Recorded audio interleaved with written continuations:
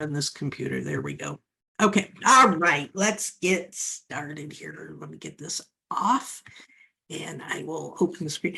Okay. Hello, everyone. Good morning. My name is Nancy Becker, and I am the person who started Invisible Warriors, where I also serve as president. I'm thrilled to have you join us today. For those of you who may not be familiar, Invisible Warriors is a 501c3 nonprofit group. We dedicate our efforts to helping women dealing with chronic and autoimmune invisible illnesses that aren't easily seen. We provide them with resources, peer support, reassurance that they're not alone, educational programs, financial assistance, and various forms of advocacy, both personal and in the courts, medical, and travel industries. Our goal is to provide a forum for sharing experiences, coping strategies, and having honest conversations about the daily challenges these conditions present. We strive to create a supportive community and foster greater understanding. This month, we are honored to have Michelle Marcos joining us. Michelle is a chronic pain coach, patient advocate, and someone who has lived with chronic pain for over a decade due to several autoimmune conditions. For the next 20 minutes or so, she'll be speaking on the topic of understanding chronic pain, what it truly is, healthy ways to cope and manage it, and dispelling common myths and misconceptions about this often misunderstood reality. Michelle brings a wealth of personal experience along with her training in pain psychology and mind-body practices. Her insights are sure to resonate with many in our community dealing with the physical and emotional toll of persistent pain. So without further ado, please welcome Michelle to come to the table. We're grateful to have her guidance on this crucial topic that impacts so many of our lives. Michelle, the floor is yours. Hello, Nancy. Thank you so much for having me. This is wonderful. My name is Michelle Maricos. I'm a peer support specialist for chronic pain, person living with chronic pain, and I live in Southern Oregon. And my journey started 20 years ago. I was pushed off of a second-story balcony and crushed vertebrae in my neck. And so this journey led me to high-dose opioids and benzodiazepines, and kind of really put me in the middle of the medical roadmap that we, as people living with chronic pain and illness, kind of get into the medical system, and we never really get out of it. So my early 20s, I was living with chronic pain, healing. The pain never really went away. So I continued on those opioids and benzodiazepines, and then ended up needing to have a cervical fusion. So I went to have the cervical fusion, and the surgeon said, yes, we can do that surgery, but no, you cannot be on this high dose medication while we do that surgery. And I just kind of went down the rabbit hole of panic and shame and isolation of, how do I do this? How am I going to get off this medication? And so I ended up going to the Mayo Clinic in Rochester, Minnesota for a second opinion. And those surgeons said the same thing of, yes, we will do the surgery. Yes, you need the surgery, but no, you cannot be on this medication, high doses of this medication while we do the surgery. But we have a program that you can enter into.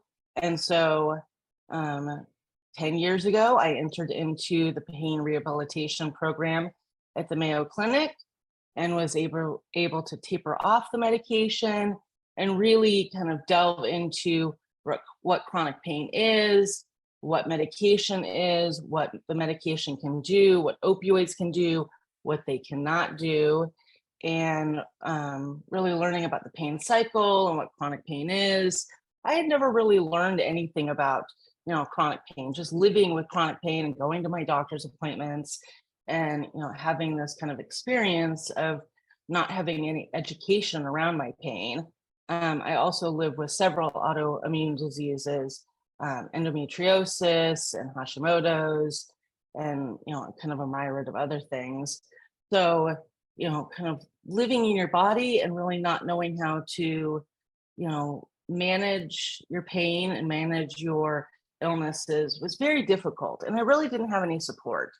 So coming out of the Mayo Clinic program, it was, so obvious to me that I wanted to be the person that I needed. I wanted to be that support person for people. I wanted to be able to bridge the gap between, medical providers and their patients. So I became a peer support specialist, and I work with the state of Oregon and several other different organizations to do exactly that, to walk with, people living with pain in their journeys, and also really give the experience and educate providers on what experience entails. So let's get into the topic of chronic pain, and this very difficult topic of when we're told pain is all in your head. And what does that mean, and why are we told that? It's really unraveling the misguided myth. So, the struggle that we have of living with pain and the physical well-being, but it's also emotional, well-being and emotional health, and how those two things go together. And, being told that pain is all in your head, and how dismissive that is, and how really we need to be validated in our experiences. We don't need to be dismissed in our experiences of illness and pain. So the reality of chronic pain is this physical sensation, and that it's very, very complex, and that and knowing that 1 in 5 people live with chronic pain now. It's 20% of our population. That's a huge population. And that we're not connected in with, support systems, and that we're not, we feel so lonely in this experience, and how difficult that can be. And not understanding the background of how pain works, and that, chronic pain is defined as any pain lasting more than 3 months. So, that can really be, a long journey of, if you have an injury and you don't heal from that injury, if you have some kind of surgery and, that surgery, the pain from that surgery lasts longer than 3 months, it's considered, not acute pain, but chronic pain. And so this is, a complex, chronic pain and chronic illness is complex, and there's no easy way to deal with it, but understanding how the neuroscience of chronic pain works within our brain structure. And when we're told about, pain lives in your head, it's misunderstood, because it's the pain comes from our brain, but that doesn't mean that it lives in our head. That our brain, controls our nervous system, and that our nervous system is creating the pain. It's not pain is in your head. Pain comes from the brain and goes to the nervous system, and then goes throughout our body. So the myth of that it's all in your head it's just so sad, and it's such a misnomer of, why are we being told that's very difficult to hear and difficult to understand, and that pain is real, and it's rooted in our body and our brain. Having that understanding of that it's the mind, body, and our emotions also. There's a lot of psychological impact of living with chronic pain, and the emotional impact of being told that it's all in your head, and how devastating that can be. And having the emotional toll of anxiety and depression and isolation, and that can be really amplified by being told that it's in our head. That we want to stop the vicious cycle of of the anxiety and the depression, and really creating more pain because of those things, because of being told that pain is all in your head. So what can we do about that? What can we how do we break that cycle? And we're going to get into that in a few minutes.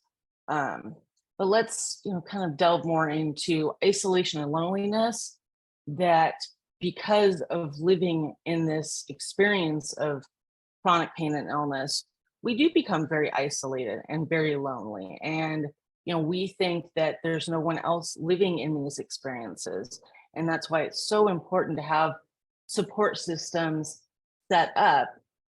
In the medical system, people need support systems. We have to have, being able to reach out to people and share these experiences, because once you're living in this experience, it is, well, I'm the only one.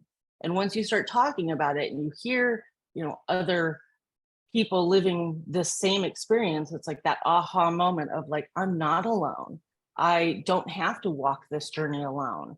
That there is, 1 in 5 people living with this experience also, and that those people are just as lonely and isolated as I am. So really taking that to heart of that we're not alone, and that we have, many reasons to, not be isolated, that share the experiences, because it helps ourselves, but it also can help others. Um, Another kind of realm along with isolation and loneliness is the fear and anger, that we're so angry that we're living this experience, and that this experience is hard. It's never going to be easy. And that's a, hard thing to swallow and to accept. And what do we do with our frustration and anger? And how do we quell the frustration and anger to make ourselves motivated in a different way? That, and that's where, that saying, it's all in your head, it really can, fire up that emotion of anger and frustration of like, why am I being told this? This is so frustrating and so sad. And so, it makes me angry to hear that. It makes me angry to hear that I was told that and others are told that that's not fair and that it's not true. And the perception of that you're not being taken seriously, you're not being taken, that no one's taking accountability, and that you're being trivialized. This is not a situation that, has a cure, that there unfortunately is no cure for chronic pain, and that we have to live our lives in a different way to be able to manage our pain. But to have healthcare providers, really have that understanding is really important, that, our experiences are valid. Another kind of aspect is the hopelessness of despair, that you start thinking, my pain is never going to go away, and there's no hope. That there is a lot of hope, and that there is so many things that we can do, to help ourselves and to help others in this experience too. That, excuse me, we don't want to be able to, we want to be able to have hope and have the light at the end of the tunnel.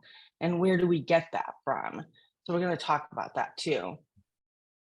And it's, we need to be able to validate our own experiences, but, validate the community experiences, that we need to, have this validation, and have our medical providers validate our experiences too, that's so, important.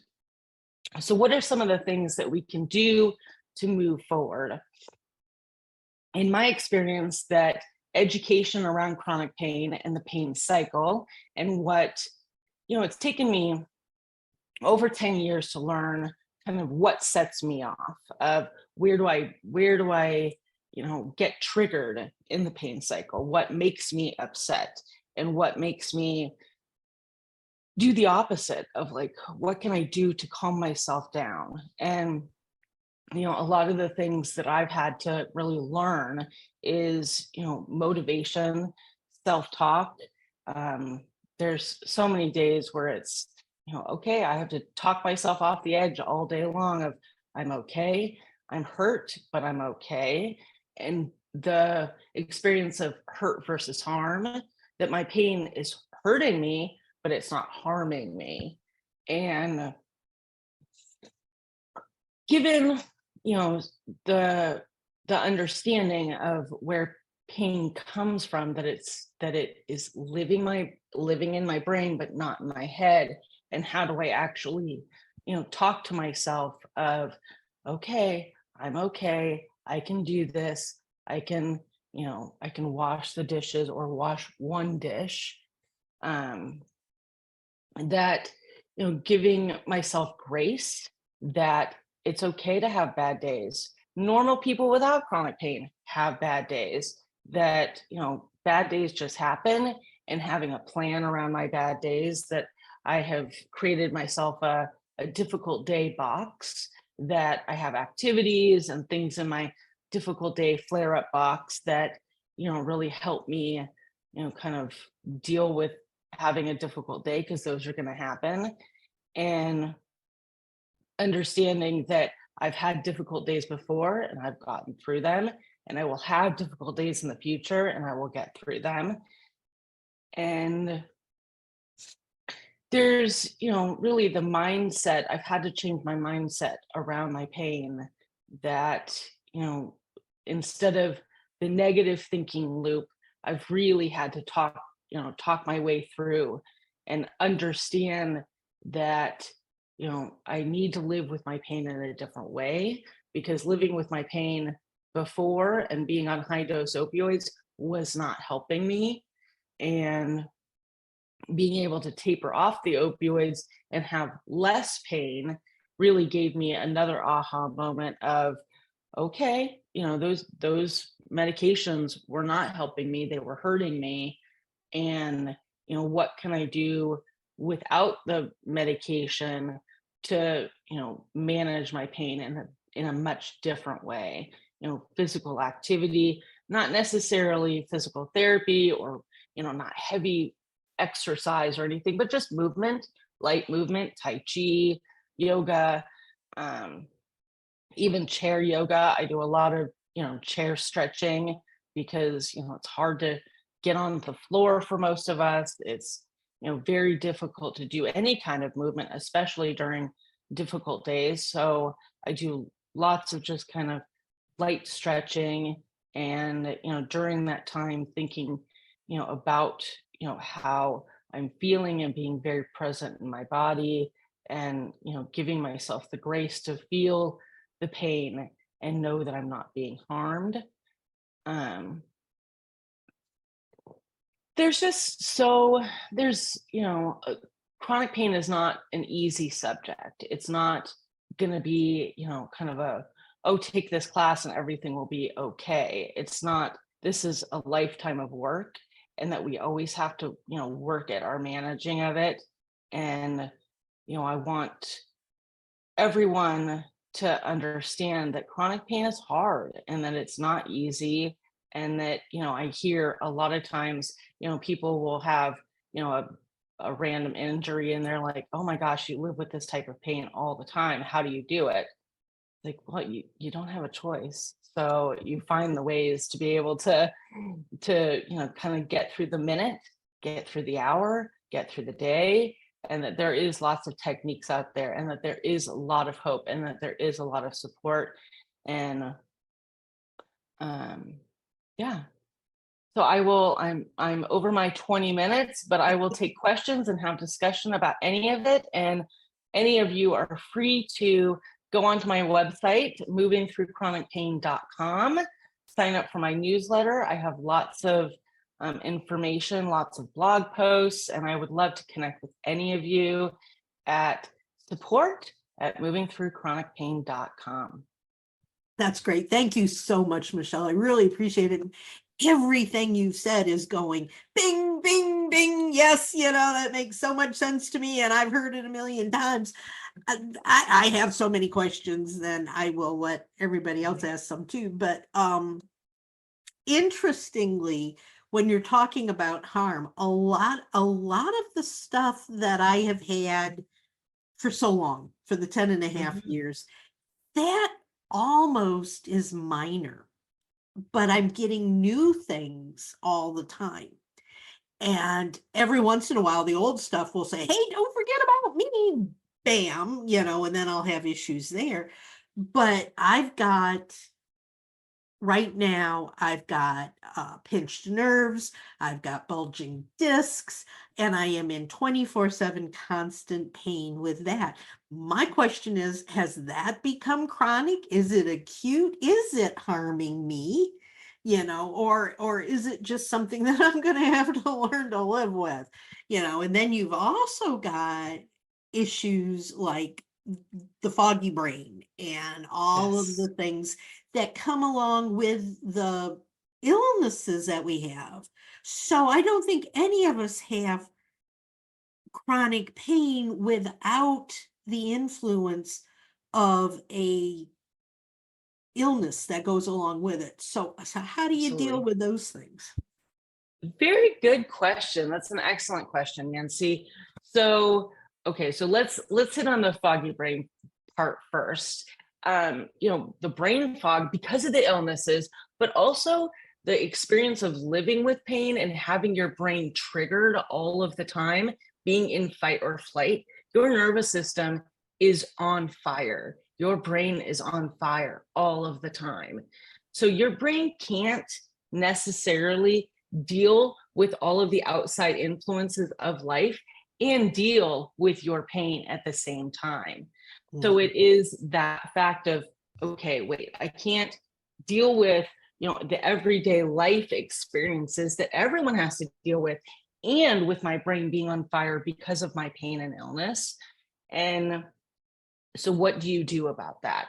So it is that piece of being able to quiet, kind of disengage your nervous system. So that's when, mindfulness techniques come into play.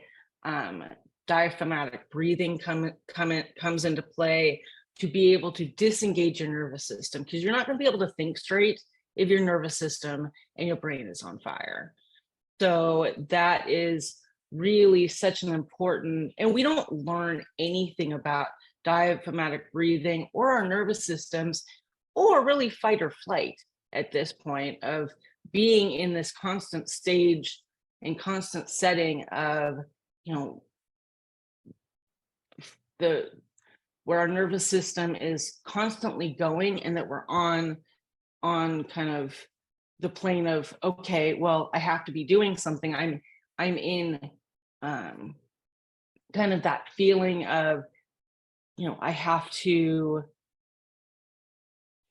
say in a flare up situation where it's like I'm so tight, I'm so, triggered in the piece of, okay, I have to run away from my pain because I can't feel it, I can't live with it, and my system is just going and going and going, that kind of dopamine dump of, that in an actual real emergency situation, if your, house was on fire and you need to run out of your house, yes, you want all of those chemical dumps, but in an everyday situation when your body is already triggered like that, you have to be able to, kind of roll it back, of that there is no emergency happening, that our, everyday life is not an emergency, but when you live with chronic pain and illness, that's what your body thinks, that you're having an emergency all the time.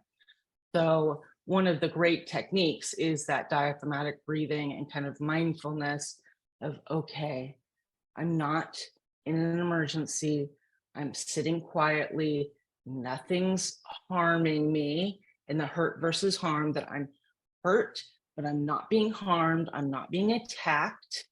I'm not in an emergency situation to be able to get out of that, and that's a constant. You might have to do it 50 times a day. You might have to just, sit down and do a few minutes 50 times a day just to get through, like, okay. And then once your kind of body realizes that you're calming itself down, it will be easier. You'll have to do it less. You'll have to do the breathing less. It'll be easier to do. But if you're not used to doing that, it takes a lot longer. And it's kind of like a training system in a way of being able to get out of the, fight versus flight, But if Michelle, that you makes can sense. you can actually retrain Absolutely. yourself though, because I know that's one of Absolutely. my issues is I live in this state of fight or flight because I've been in a high stress lifestyle for 50 years. So Yes. that's good news. I didn't know I It's- could retrain my system to calm back down. Yes, absolutely. And it really is, it's one of the leading techniques with chronic pain that, that is not spoken about, but is the most helpful, because we live in these situations that our bodies are just tuned up all the time. And once you kind of start reversing it, it's like, I've lived like this for 20 years. How did my body do this? And it's that stress and tension that can create more problems, can create the, bulging discs and, sciatic pain and all of the different kind of, tightnesses throughout our body, that if we're not being able to, reverse that and calm ourselves down. Oops. Uh-oh. Did she freeze or did we all freeze? She froze. Oh dear. We'll give her a minute. Hopefully. So unfreeze. There we go. There, you're back. We're back. Oh, there we go. There we go. Okay, I'm so sorry. That's okay. It's okay. That's the joys of Zoom. Right. Yes, very much so. Well, so that's really interesting, and I think that leads on to the other part of my question, which is, how do you separate the chronic pain from the illness? I have complex regional pain syndrome. Yes. And I don't think you don't. You're a whole person. You have to deal with both of those things at the same time. And dealing with, your illness and your chronic pain, you're not going to be able to separate one without the other, because they are interconnected. So my question, I guess, is, yeah, without the RSD, Yeah. would I have the chronic pain, or is the pain a direct result of the RSD? And that's if a it's really a good direct question. result, it's not chronic. That's a really good question. And it is that question of like, yeah, chicken before the egg. What happened first? Do we know that, and some of those questions too, you're not going to get answers to, and that's so difficult. And that's because it's very related to, kind of the cure question of like, I'm looking for the cure, and that, where is the cure, or why is this happening? That same question of, why am I having pain, or why am I having chronic regional pain syndrome? Of, well, doesn't matter why, you're having it. So that, like, going backwards, and that's always a question that I've kind of, grappled with too, of, would I be in pain if I didn't have all of these chronic illnesses? Would I have been able to heal in a different way if I didn't already have all of these issues to begin with? And it really, it's such a hard question. And I'm so sorry that I don't have an answer, and there's no easy answer to any No, of and it's this. what I grapple with No. every single day, Yeah. and it's why. Yeah. And then that turns Why me? Yeah, and that turns Yeah. into why me, and Yeah. how do you get out of that hole? It's all a big part of the same ball of yarn, Yeah, the juggernaut. And then, again, that leads into the anger, the frustration, the isolation of like, I am PO'd at this whole situation, and it's hard to do this, and it's hard to live in this body, and it's, that kind of anger and rage bubbles up of like, why couldn't it be that, guy in jail that's a rapist? Why can't he live with chronic pain and illness, and I have to, and I'm a good person? And, kind of that society of, why me? And but over the years, I've really turned that into, okay, I am doing this, and I'm going to help others through this struggle. And you're doing the same thing, Nancy. And that's, I commend you for doing all the work that you're doing, but this is Well, thank hard you. and Thank it's you. not easy. Sandy, do you have any questions? I'm saying Sandy Rodriguez, and then we'll get to Sandy G. Oh, you're both named Sandy. Oh, that's so fun. And they're both on the board. So we go Sandy R and Sandy G. Oh, yay. So you mentioned something called a difficult day box. Can you talk more about that? Oh my gosh. I just took it off my desk, so I'm going to show it to you.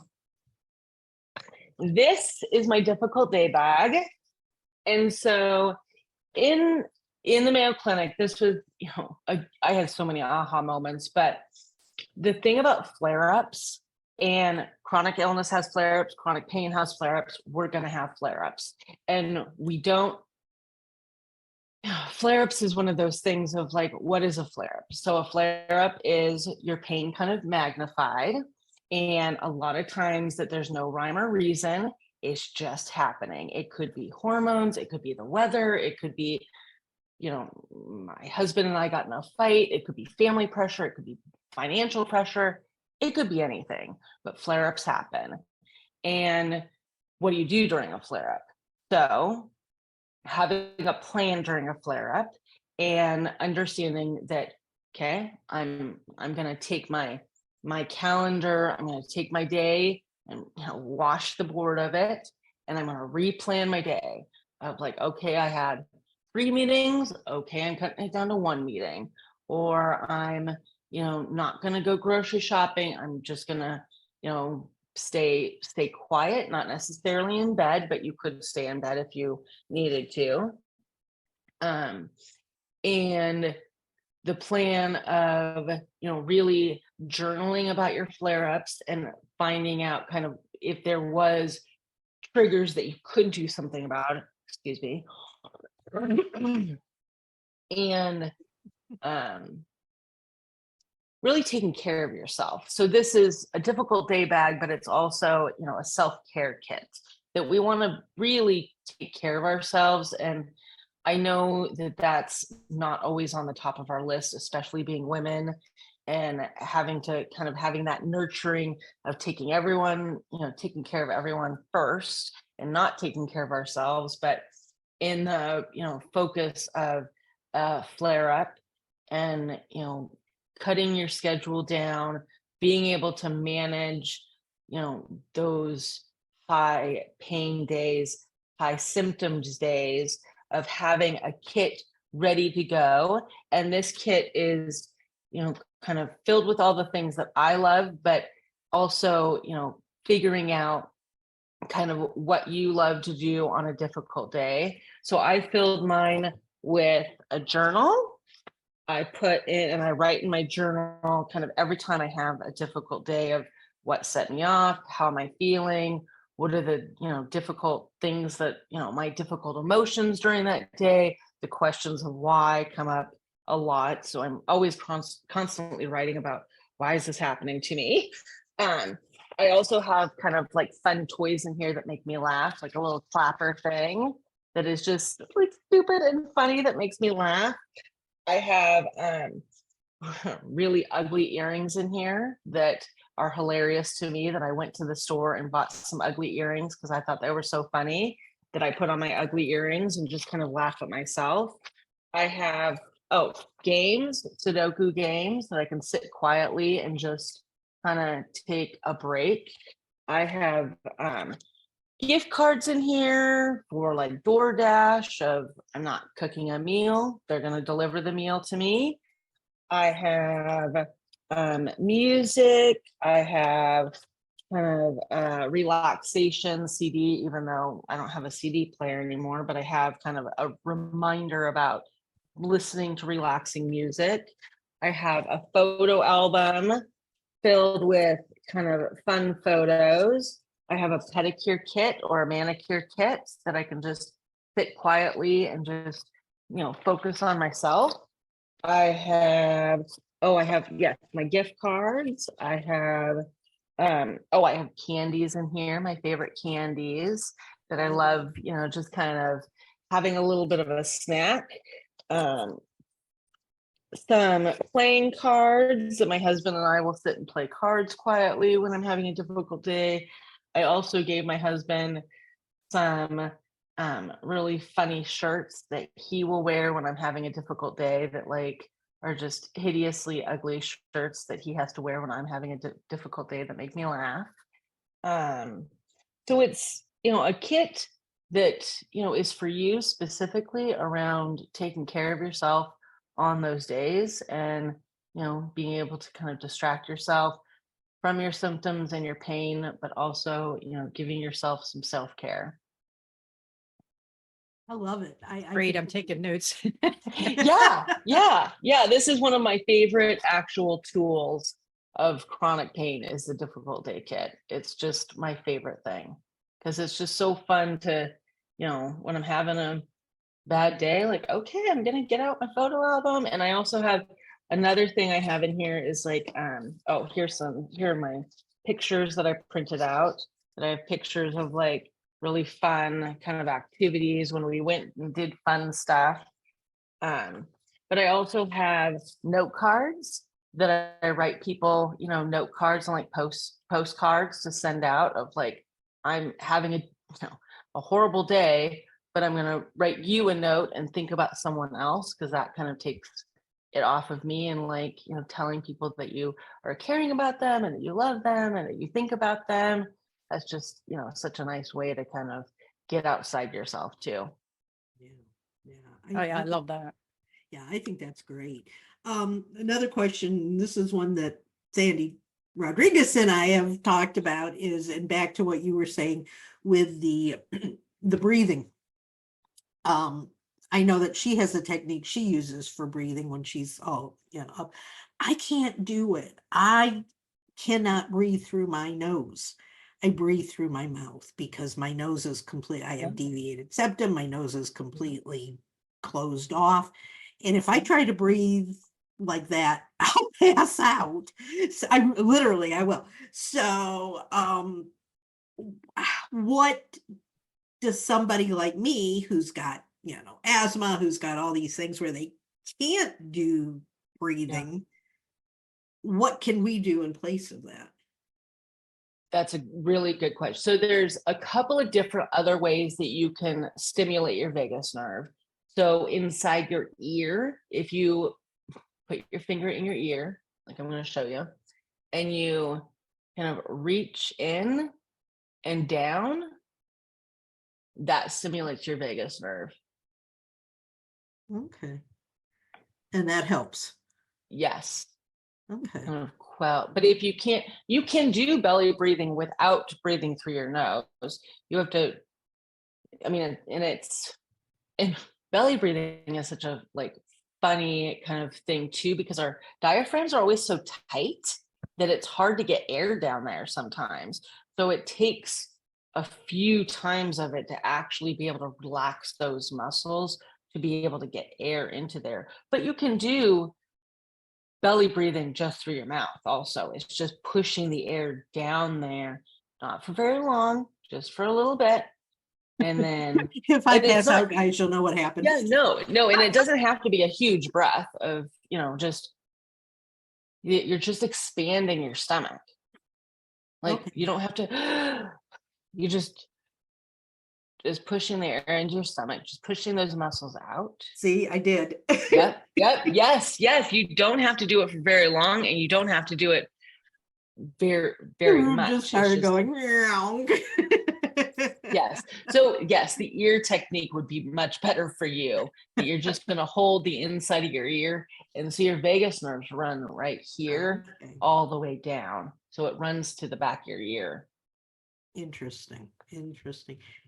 Any other questions, anybody? I could keep going for another hour, but and I would love to come back and I would love to. Yes, please, Sandy. I just have one question. It probably seems like a really basic question.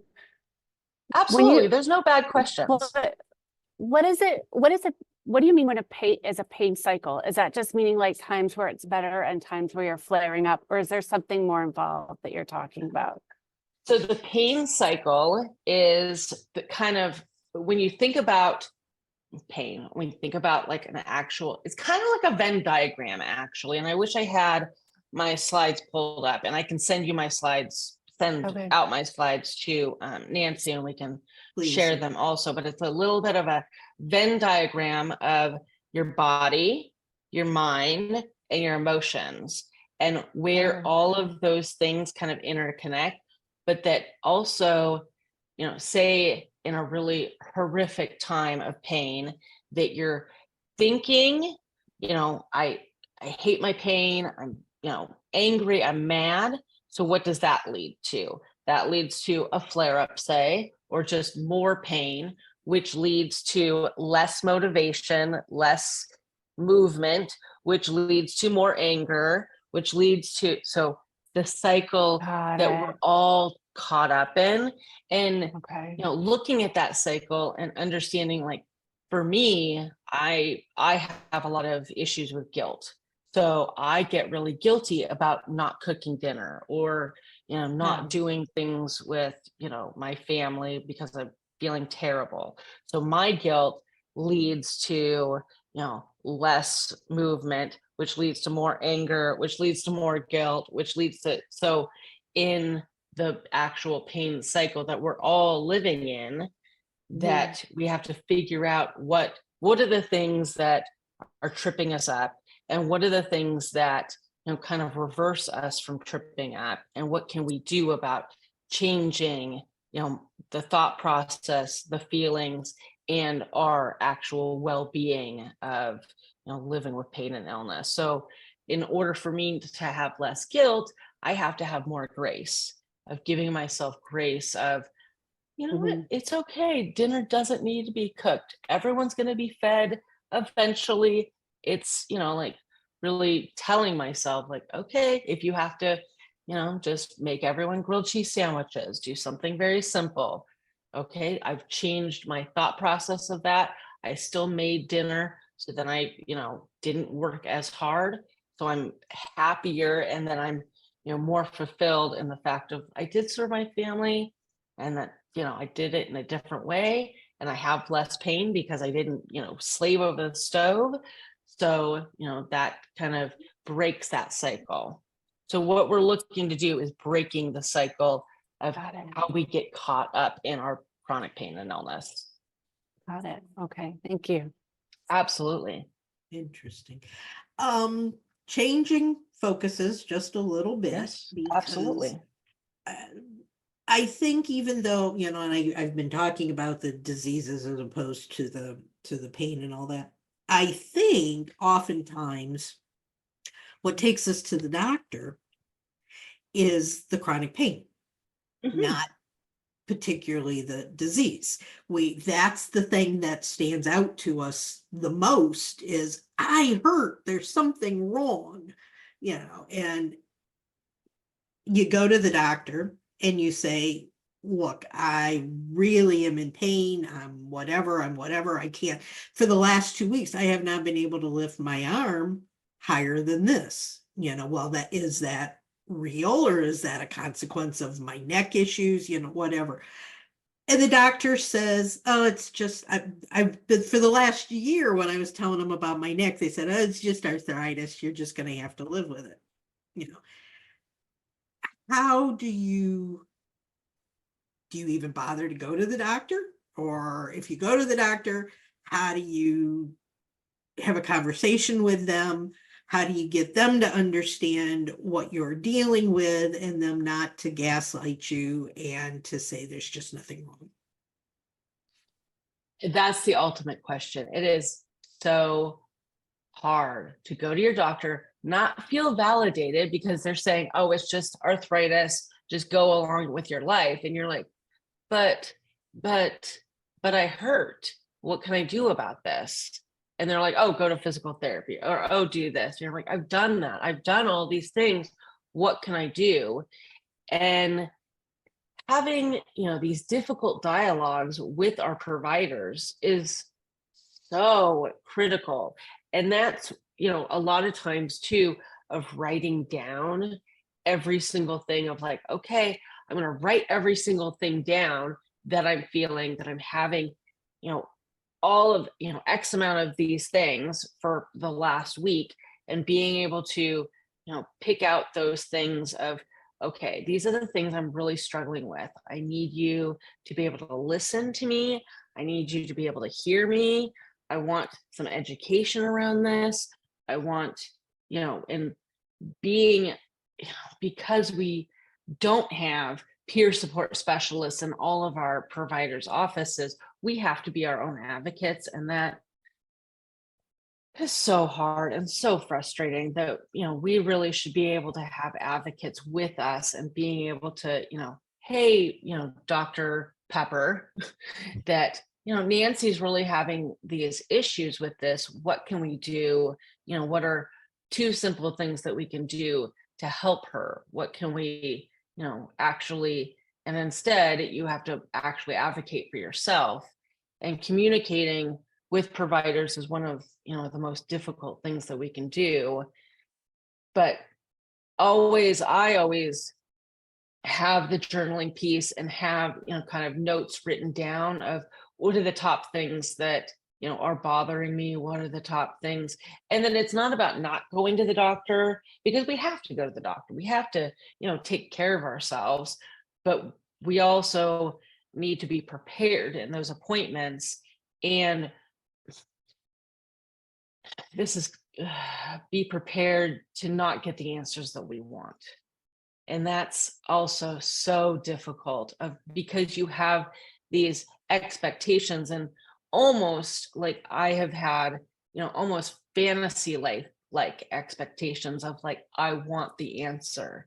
I want the cure. I want, him to say, here's the magic pill. And unfortunately, 99% of the time, it's not that way. Yeah. And that's Yeah. hard to swallow. Yeah. And I think probably most of us have grown up, maybe not the youngins these days, but most of us who are a little bit older grew up with at least I did, if you're a doctor, you deserve respect. I'm going to walk into your office and say, I respect you. You know a whole lot more about this than I do. I'm going to listen to everything you have to say and believe it 100% because you're the expert.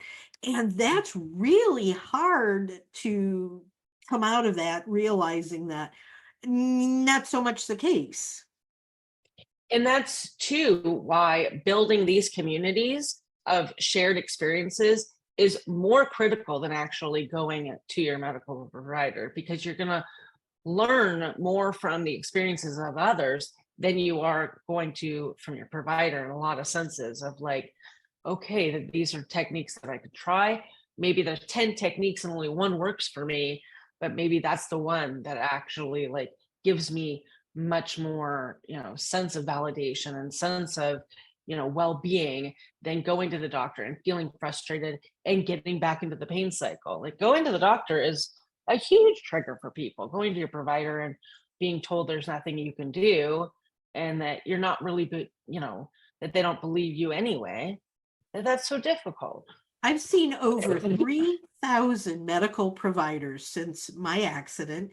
And on the one hand, the doctors will say, oh, there's nothing wrong with you, just do a little PT. On the other hand, they're going to amputate both of my legs, so what do you believe here? It's so, and I just go, I'm dealing with it on my own. But I wanted to share a couple of things that IW is working on to get your thoughts on it. And you've mentioned both of them. We're perfect. actually, number one, I just got a certificate from the state of Alabama as a peer support specialist. So I'm a peer advocate now, yay. And we want to be able to offer that more for people when they come, but we're not quite sure how that works. So we've got to figure that one all out. But then the other thing that we're working on is, when you talk about a journal and you talk about writing down all of your when you hurt and when you feel good and all these, we're trying to create a binder of some sort that has sections in it for a journal, for a calendar, so that you can write down, I heard at 9 o'clock this morning, I woke up and I was in extreme, all of these kinds of things. We're trying to put a section in there for Sandy, our help me with all the different things we want to put in there, Track the medications, Absolutely. take notes from doctor's appointments, like basically a medical journal, but really Absolutely. a little more structured. And part of this comes out of the fact that I had to do this. I had Lyme disease very actively about 10 years ago. And the specialist that I saw required me to create a big binder. And it's a 3-inch binder, and it is more than full. But I had to put in a calendar every month where I rated symptoms every single day. I had to fill out another chart every month when I went to see her, because I had monthly doctor appointments, where I rated the symptoms, whether they're the same, better, or worse. And all of that was recorded in their lab results. That's another section, Yeah. Nancy. Yes. And I mean, this Absolutely. may be why we need to do an 8.5 by, or like a regular size binder than the smaller one, because those lab reports are going to be full size. I know, because I print them out from Quest all the time. So, Yeah. That's why I um, was thinking we needed the 8.5. but it's a project we're playing with a little bit to see if it's something that would be of interest to Invisible Warriors around the country, around the world, to have something like that preset, and then all they have to do is fill it in. They don't have to think about how to create it. Yes. Yes. I love that idea. That is wonderful. I mean, that is absolutely, absolutely. Good. And Okay. having, some prompts too, like prompts about the journaling and prompts about like emotions, prompts about, really, a lot of, there's so many things. I mean, you could talk about these things for hours of like all the things that you come up with about grief and about isolation and about anger and sadness and all the things that we kind of get hit with that we might not even be realizing that we're feeling. Yeah. I'm gonna actually put you on the spot right now a little Oh, bit absolutely. and Please say, do. as we work on this, would you be willing to sit in as an advisor with us? And I would love that. I would Thank love you. that. I would love Thank to you. be on any kind of pick my brain about all the things. I would love to do that. Thank you so Wonderful. much for that invitation. Sure, absolutely. I think people got the wrong time. We're starting to get people showing up. It did say We- 12 Eastern. I don't know what else to tell folks. I know. One more thing I wanted to bring up too that Nancy didn't suggest, but you actually did. And you talked about the idea of bringing people together to learn from each other in communities. We have that. We have something called the Invisible Warriors Club. It's in a private platform called Heartbeat. And we Oh. didn't want it in Facebook because I don't think that we, I totally get it. yeah, Absolutely. Facebook does not Yeah. need to be monitoring our conversations and censoring them in many times, which I personally have experienced on my own page when I put a post on my own page and Facebook said, this is inappropriate. Like, who are you to tell me I can't talk to my own group? So I was done with them after that. But that is something we're attempting to grow. And we have private channels based on what people are struggling with. So like me with Lyme's, I'm the Lyme Yeah. channel. Nancy Yeah. with CRPS, she's moderating that channel. And, each of us in the organization, and even some who are just volunteering to oversee, like we've got a gal who looks at the POTS channel for us. So Oh, yes. we can do that. And I was thinking of an exact instance where I have malady debarkment too, which is rare. You know what that is. I Okay. do. Most I people do. don't. Yeah. And because of the community I'm in, which happens to be in Facebook in this case, I learned about somebody called the Steady Coach, who used to be a chiropractor, but she now deals with various balance issues and how to retrain the brain. So that's why I was really intrigued with what you were saying too about this Yes. idea. She talks about that as well. I'm really, really lousy at following through on things. I started watching her videos and training myself, and then I was like, I'll get back to that later, and later never happens. But I wouldn't even have known about her if I hadn't had a community, because they're the ones who suggested it, not the doctor. I'm blessed. I have a doctor who takes me very seriously. He's a functional medicine doctor. That's why I get 30-minute doctor absolutely. appointments. But see, I had to pay out of pocket. And not Yeah. everybody can do that. And honestly, it's hard for me to do that. But that's part of the problem. And Nancy was talking about the PT and the, what is it, United Healthcare being denied. We've lived that way most of our lives. We've not really had insurance that covered anything. So we pay for everything.